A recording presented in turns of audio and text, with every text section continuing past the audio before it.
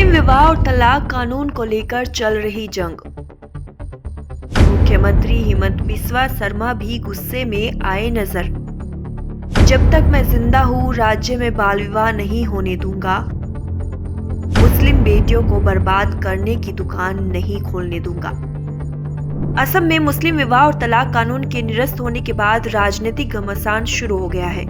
इस राजनीतिक घमासान की चिंगारी राज्य के विधानसभा में भी पहुंच गई। विपक्ष ने इस मुद्दे को सदन में उठाया। इस मामले में जबरदस्त हंगामा हुआ। इस बीच मुख्यमंत्री हेमंत बिस्वा शर्मा भी तैश में नजर आए। उन्होंने सदन में कहा कि जब तक मैं जिंदा हूं, राज्य में बाल विवाह नहीं होने दूंगा।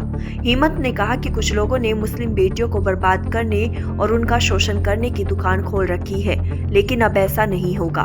मैं इन दुकानों को पूरी तरह से बंद कराकर ही चैन लूंगा। उन्होंने कहा कि मेरी बात ध्यान से सुनो। जब तक मैं जीवित हूँ, मैं असम में बाल विवाह नहीं होने दूंगा। जब तक हेमंत बिस्वा शर्मा जीवित है, ऐसा नहीं होने दूंगा।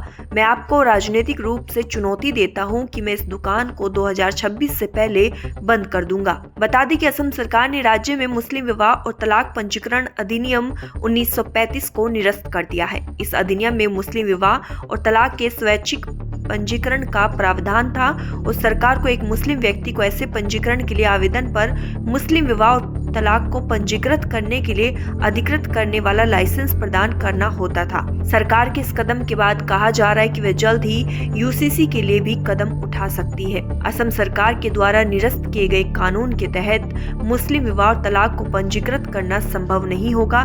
इस बारे में जानकारी देते हुए असम सरकार में मंत्री जयंत मल्ला बरुआ ने बताया कि हमारे पास पहले से ही एक विशेष विवाह अधिनियम है और हम चाहते हैं कि सभी विवाह इसके प्रावधानों के तहत पंजीकृत हो।